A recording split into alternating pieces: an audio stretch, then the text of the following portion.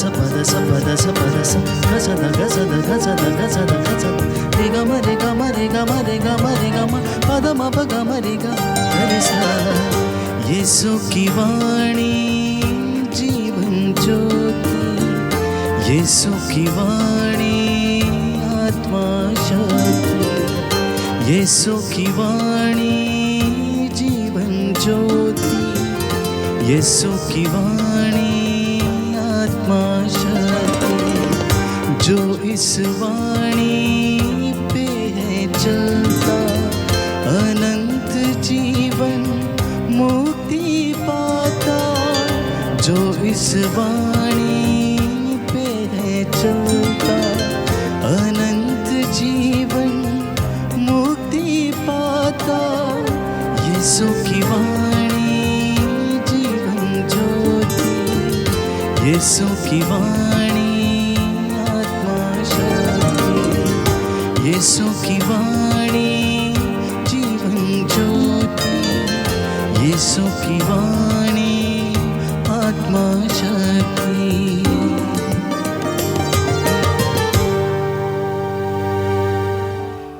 पहला पाठ तिमोथी के नाम संत पौलुस का दूसरा पत्र, अध्याय 1 पद संख्या 1 से 8। यह पत्र प्रिय पुत्र तिमोथी के नाम उस पौलुस की ओर से है जिसे ईश्वर ने इस बात का प्रचार करने के लिए यीशु मसीह का प्रेरित चुना है कि उसने हमें जीवन प्रदान करने की जो प्रतिज्ञा की थी वह यीशु में पूरी हो गई है। पिता परमेश्वर और हमारे प्रभु यीशु मसीह तुम्हें अनुग्रह, दया तथा शांति प्रदान करे। मैं अपने पूर्वजों की तरह शुद्ध अंतःकरण से ईश्वर की सेवा करता हूँ और उसे धन्यवाद देता हुआ निरंतर रात दिन तुम्हें अपनी प्रार्थनाओं में याद करता हूँ। जब मुझे तुम्हारे आंसुओं का स्मरण आता है तो तुमसे फिर मिलने की तीव्र अभिलाषा हो जाती है जिससे मेरा आनंद परिपूर्ण हो जाए। तब मुझे तुम्हारा निष्कपट विश्वास सहज ही याद आता है। वह विश्वास पहले तुम्हारी नानी लोइस तथा तुम्हारी माता यूनिस में विद्यमान था और मुझे निश्चय है अब तुम में भी विद्यमान है। मैं तुमसे अनुरोध करता हूँ कि तुम ईश्वरीय वरदान की वह ज्वाला प्रज्वलित बनाए रखो जो मेरे हाथों के आरोपण से तुम में विद्यमान है। ईश्वर ने हमें भीरुता का नहीं बल्कि सामर्थ्य, प्रेम तथा आत्मसंयम का मनोभाव प्रदान किया है। तुम ना तो हमारे प्रभु का साक्ष्य देने में लजाओ और ना मुझसे जो उनके लिए बंदी हूँ, बल्कि ईश्वर के सामर्थ्य पर भरोसा रखकर तुम मेरे साथ सुसमाचार के लिए कष्ट सहते जाओ। प्रभु की वाणी है। ईश्वर को धन्यवाद। प्रभु आप लोगों के साथ हो और आपकी आत्मा के साथ। संत लूकस के अनुसार पवित्र सुसमाचार। हे प्रभु तेरी महिमा हो। अध्याय 10 पद संख्या 1 से 10। इसके बाद प्रभु ने अन्य 72 शिष्य नियुक्त किए और जिस जिस नगर और गांव में वे स्वयं जाने वाले थे वहां 2-2 करके उन्हें अपने आगे भेजा। उन्होंने उनसे कहा, फसल तो बहुत है परंतु मजदूर थोड़े हैं, इसलिए फसल के स्वामी से विनती करो कि वह अपनी फसल काटने के लिए मजदूरों को भेजे। जाओ, मैं तुम्हें भेड़ियों के बीच भेड़ों की तरह भेजता हूं। तुम ना थैली, ना झोली और ना जूते ले जाओ, और रास्ते में किसी को नमस्कार मत करो। जिस घर में प्रवेश करते हो, सबसे पहले यह कहो, इस घर को शांति। यदि वहां कोई शांति के योग्य होगा तो उस पर तुम्हारी शांति ठहरेगी, नहीं तो वह तुम्हारे पास लौट आएगी। उसी घर में ठहरे रहो और उनके पास जो हो वही खाओ पियो, क्योंकि मजदूर को मजदूरी का अधिकार है। घर पर घर बदलते ना रहो। जिस नगर में प्रवेश करते हो और लोग तुम्हारा स्वागत करते हैं, तो जो कुछ तुम्हें परोसा जाए वही खा लो। वहां के रोगियों को चंगा करो और उनसे कहो, ईश्वर का राज्य तुम्हारे निकट आ गया है।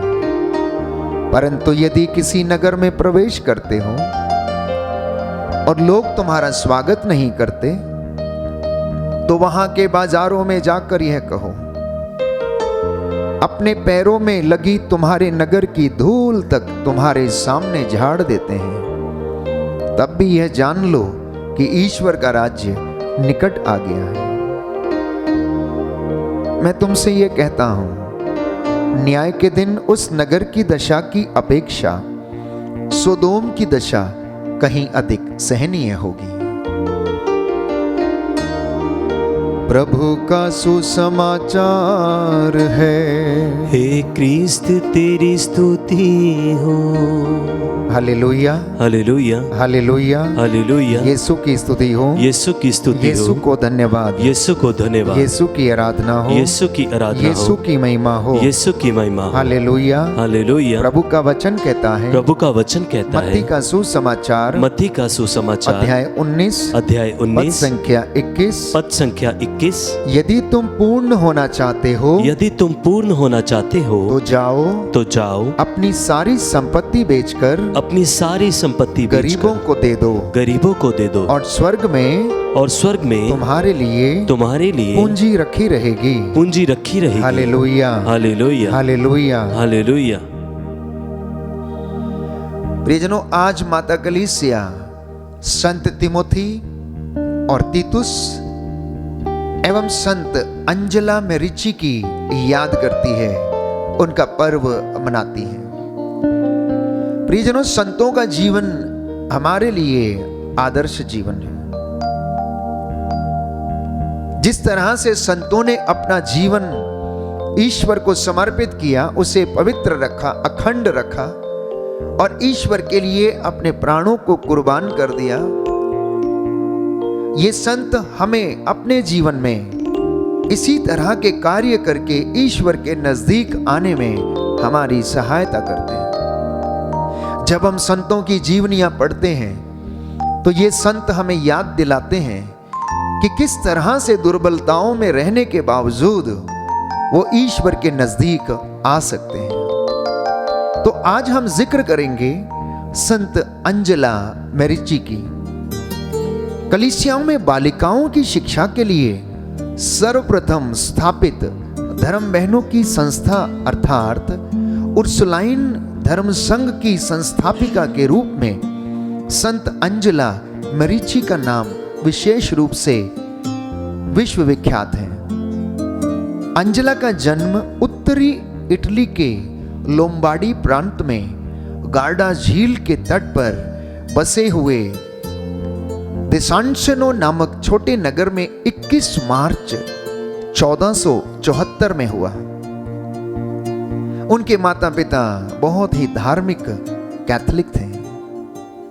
उन्होंने नन्ही अंजला को बाल्यावस्था से ही धार्मिक शिक्षा दी और उसके हृदय में सुदृढ़ विश्वास और प्रेम की गहरी नींव डाली। किंतु 10 वर्ष की अल्प आयु में ही उसके जीवन में मुसीबत का पहाड़ टूट पड़ा। उनके माता पिता दोनों का किसी गंभीर रोग के कारण देहांत हो गया और वह अनाथ हो गई। इस पर वह अपनी बड़ी बहन के साथ निकटवर्ती सालो नगर में रहने लगी और अपने चाचा के साथ रहने के लिए वहां चली गई। वहां दोनों ने बहुत उत्तम तथा पवित्र क्रिस्तीय जीवन बिताया और परिवार के सभी सदस्य उनसे खुश थे। किंतु अंजला जब 13 वर्ष की हुई तब उसकी बहन का इस कदर अचानक देहांत हो गया कि उसे अंतिम संस्कार ग्रहण करने तक का अवसर नहीं मिला। इससे अंजला का कोमल हृदय बहुत ही दुखित हुआ। अतः वह अपनी बहन की आत्मा के लिए तीव्र प्रार्थना एवं तपस्या करते हुए प्रभु से गिड़गिड़ाकर प्रार्थना करने लगी कि वह उसे उसकी बहन की आत्मा की हालत प्रकट करने की कृपा करें। फलस्वरूप प्रभु ने उसे स्वप्न में यह प्रकट किया कि उसकी बहन स्वर्ग में दूतों और संतों के साथ अपार महिमा में पहुंच गई है। अंजला का हृदय कृतज्ञता से उमड़ पड़ा और उसने अपना जीवन पूर्णतः प्रभु के चरणों में समर्पित करने का निश्चय किया। इस उद्देश्य से वह संत फ्रांसिस असीसी के तृतीय संघ में भर्ती हो गई, जिसकी सदस्याएं अपने परिवारों में ही रहकर कार्य करती हैं। तब से वह प्रार्थना एवं तपस्या पूर्ण तथा अत्यंत सादा जीवन अपनाते हुए परोपकार के कार्यों में लगी रही। रोगियों की सेवा में अपना जीवन बिताने लगी। जब अंजला 22 वर्ष की हुई तब उसके चाचा का देहांत हो गया। तब वह देशांशनों में अपने पैतृक घर में लौट आई। वहां रहते हुए उसने अपने ही शहर में देखा कि गरीब बालिकाएं तथा महिलाएं नितांत अशिक्षित एवं दरिद्र हैं और अपने जीवन में हर प्रकार की निराशा एवं दुख से भरी हैं। उस जमाने में यूरोप में भी केवल अमीरों के लिए शिक्षा की व्यवस्था थी। अतः अंजला ने अनुभव किया कि उन सभी गरीब दुखी बालिकाओं को सामाजिक एवं धार्मिक शिक्षा एवं उत्तम क्रिस्तीय जीवन का प्रशिक्षण भी दिया जाए, जिससे वे सुशिक्षित महिलाएं तथा माताएं बनकर अपने देश में उत्तम क्रिस्तीय परिवार तथा समाज के निर्माण में महान योगदान दे सकेंगी। यद्यपि उन दिनों वहां महिलाओं को अध्यापन कार्य की अनुमति नहीं थी, फिर भी अंजला ने बड़े साहस पूर्वक यह निर्णय लिया कि वह स्वयं इस कार्य का प्रारंभ करेगी। उसने देशांशनों शहर की सभी गरीब बालिकाओं को अपने घर में एकत्र किया और घर के मकान को ही विद्यालय में बदलकर वहां नियमित रूप से उन्हें शिक्षा देने का कार्य प्रारंभ किया। सभी सामाजिक विषयों के साथ साथ क्रिस्तीय धर्म ज्ञान भी अनिवार्य रूप से वह देने लगी। एक दिन प्रभु ने एक दिव्य दर्शन में उसे बताया कि निर्धन बालिकाओं को शिक्षा देने वाली एक संस्था की स्थापना उसे करनी है, जो उसे अनिवार्य रूप से धार्मिक शिक्षा प्रदान करेगी। इस संस्था की सदस्याएं इस कार्य के लिए अपना जीवन पूर्णतः ईश्वर को समर्पित करेंगी। देशांशनों में अंजला ने जो विद्यालय प्रारंभ किया वह शीघ्र ही फलता फूलता गया और बिना देरी निकटवर्ती नगर ब्रेसिया में भी इस तरह का विद्यालय प्रारंभ करने के लिए अंजला को आमंत्रित किया गया। उसने बड़ी खुशी से उनके आग्रह को स्वीकार किया और अपने साथियों की मदद से वहां वे एक बालिका विद्यालय की स्थापना की। सन 1524 में अंजला कुछ साथियों के साथ पवित्र देश की यात्रा पर गई। मार्ग में क्रीत नामक स्थान में वह बीमार पड़ गई और अंधी हो गई, किंतु उसने धैर्यपूर्वक यात्रा जारी रखी और पुण्य भूमि पहुंचकर सभी पवित्र स्थानों में गई और प्रार्थना की। लौटते समय जब उसी स्थान पर पहुंची जहां उसकी दृष्टि जाती रही थी, वहां एक क्रूस मूर्ति के सामने उसने उपस्थित होकर वो प्रार्थना कर रही थी। तब उसे अपनी खोई हुई दृष्टि पुनः प्राप्त हो गई। इस तरह उसने अपने कार्य के लिए ईश्वर की शक्ति का विशेष अनुभव किया।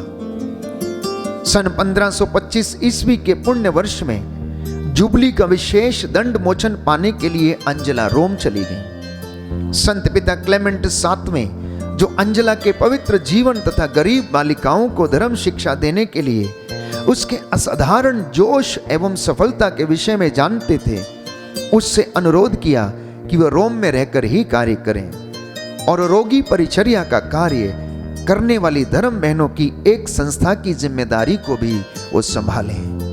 किंतु अंजला ने विनम्रता पूर्वक संत पिता को अपना विशेष मिशन अर्थात बालिकाओं की धार्मिक शिक्षा के द्वारा कलीसिया में उत्तम एवं पवित्र परिवारों को तैयार करने की योजना उन्हें बताई।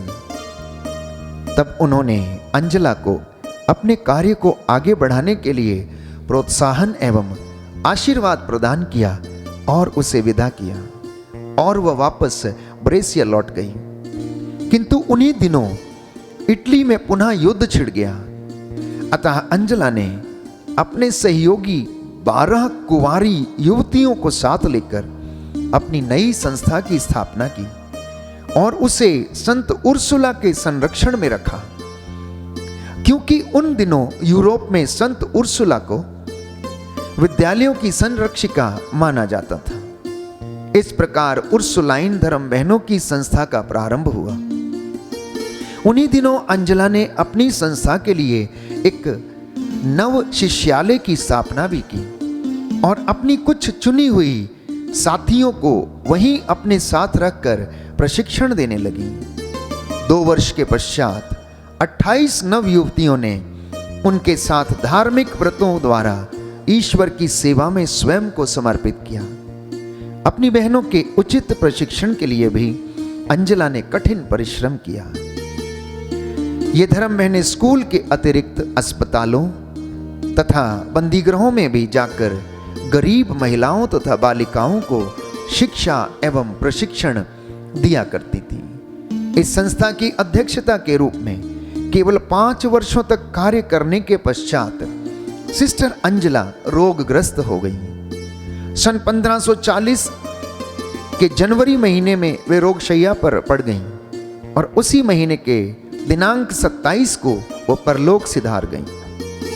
सन 1544 में संत पौलुस तृतीय ने अंजला की संस्था को स्वीकृति दी और धर्म संघ के रूप में मान्यता प्रदान की। सिस्टर अंजला की मृत्यु के पश्चात उनकी पवित्रता की ख्याति शीघ्र ही चारों ओर फैल गई। 1768 में संत पिता क्लेमेंट 13वें ने उन्हें संत घोषित किया। उनके द्वारा स्थापित उर्सुलाइन धर्म बहनें अब इटली में ही नहीं बल्कि अन्य अनेक देशों में कार्य कर रही हैं। तो कलीसिया में संत अंजला का पर्व 27 जनवरी को आज के दिन मनाया जाता है। प्रियजनों, आज के सुसमाचार में प्रभु यीशु ने अपने वचनों में हम पढ़ते हैं अपने शिष्यों से कहा, जिस घर में तुम प्रवेश करते हो उस घर में सबसे पहले शांति का अभिवादन करो। जो कार्य जो सेवकाई प्रभु यीशु स्वयं कर रहे थे उसे करने के लिए उन्होंने अपने शिष्यों को चुना और 2-2 करके उन्हें भेजा। उन्हें सेवकाई के विषय में निर्देश दिए और उनसे कहा कि रास्ते में अपने साथ ना तो झोली ले जाओ, ना थैली, और ना ही कोई ऐसी वस्तु जो आपके जीवन में सेवकाई में बाधा बने।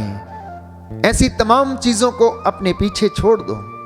इतना ही नहीं, प्रभु ने यह भी कहा, हल्की मूठ पकड़ने के बाद जो पीछे देखता है वो मेरे लायक नहीं है। जो मेरा अनुसरण करना चाहता है वो आत्म त्याग करे और अपना दैनिक जीवन का क्रूस उठाकर मेरे पीछे हो ले। आज हमने संत अंजला मेरिची की चर्चा की, उनकी जीवनी के विषय में पढ़ा। प्रियजनों, आज का ये वचन, आज की ये जीवनी जो संत अंजला मेरिची के विषय में मैंने आपको पढ़कर सुनाई है, ये आपके जीवन को मोटिवेट करे, आपके धार्मिक जीवन की हौसला अफजाई करे, जिससे कि जब आप इन वचनों को सुने, एक ऐसी बालिका जिसने अपना जीवन पवित्र रखा और उसने रोगियों की सेवा में, गरीब बालिकाओं की सेवा में, गरीब महिलाओं की सेवा में अपना जीवन बिता दिया और अपने जीवन को उसने ईश्वर को समर्पित कर दिया, आज के सुसमाचार से वो ताल्लुकात रखता है कि ईश्वर जब किसी को चुनता है तो उसे वो हर प्रलोभन से गुजरने का सामर्थ्य भी देता है। वो इंसान के जीवन में ऐसा प्रलोभन कभी नहीं आने देता जो उसकी शक्ति से परे हो, लेकिन जब हम उस प्रलोभन में यदि पड़ भी जाते हैं तो परमेश्वर उससे निकलने में हमारी सहायता करता है। और प्रभु ये कहता है, जब वो अपने शिष्यों को दिशा निर्देश दे रहे थे सेवकाई के विषय में, कि देखो कि अगर उन्होंने मेरे साथ ऐसा किया है तो वो तुम्हारे साथ भी ऐसा ही करेंगे। देखो मैं तुम्हें भेड़ियों के बीच भेड़ों की तरह भेजता हूं। जिस घर में जाते हो सबसे पहले शांति का अभिवादन करो। यदि उस घर में कोई शांति के लायक होगा तो तुम्हारी शांति वहां ठहरेगी, अन्यथा वो तुम्हारे पास लौट आएगी। प्रभु के ये वचन आज हमारे जीवन को आशीष प्रदान करें। प्रियजनों, संतों का जीवन मेरे और आपके लिए एक आदर्श जीवन है। संतों की जीवनी में हम पढ़ते हैं, उनके जीवन में एक ही ख्वाहिश थी कि भटकी हुई आत्माओं को ईश्वर के पास कैसे लाया जाए। इसलिए वो पीछे नहीं हटते थे, अपने प्राणों की आहुति तक देने के लिए वो पीछे नहीं हटते थे, वो सदा तत्पर रहते थे।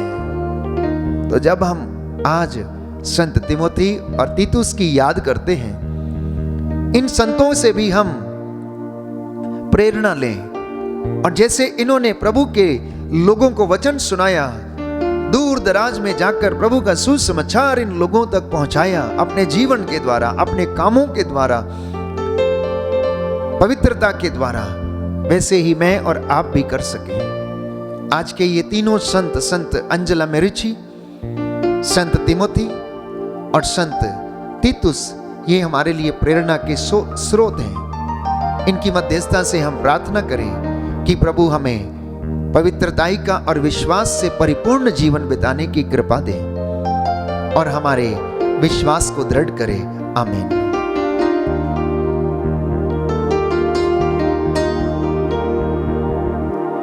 सर्वशक्तिमान दयालु पिता ईश्वर, तेरे संतों के अनुपम उदाहरण के द्वारा तू हमें हमारे जीवन में आदर्श प्रदान करता है। इन संतों की मध्यस्थता से हमारे क्रिस्तीय जीवन को आशीष प्रदान करने की कृपा कर। तेरे वचन हमारे जीवन में 100 गुना फल लाए। हमारा जीवन तेरी आत्मा की अगुवाई में नित्य प्रतिदिन बढ़ता जाए। तेरे वचन जो हमारे पांव का दीपक है, हमारे मार्गों में उजाला करें और हम तेरी महिमा में जीवन बिता सकें। हम ये प्रार्थना करते हैं हमारे उद्धारकर्ता यीशु प्रभु के द्वारा। आमीन।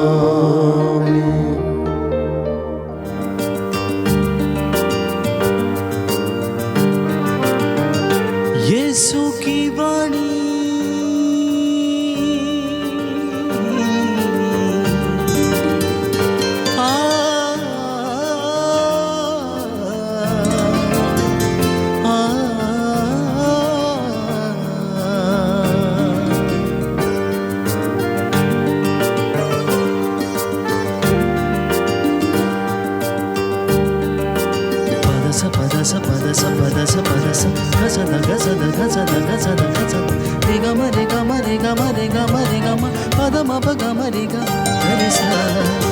यीशु की वाणी जीवन ज्योति, यीशु की वाणी आत्मा शक्ति, यीशु की वाणी जीवन ज्योति, यीशु की वाणी आत्मा शक्ति।